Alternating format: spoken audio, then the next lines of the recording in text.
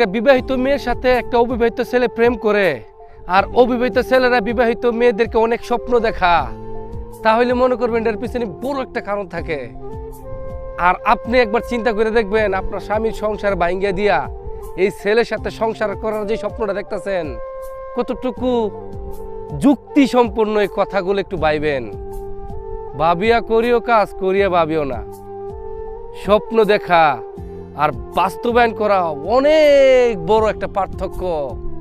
একটা কথা মনে রাখবেন, প্রেমিক যতই যাই কিছু করে স্বামীর মতো কখনই করবে না। স্বামী স্বামী, জীবন যৌবন সব কিছু দিয়ে একটা মেয়ের দেখাশোনা করে।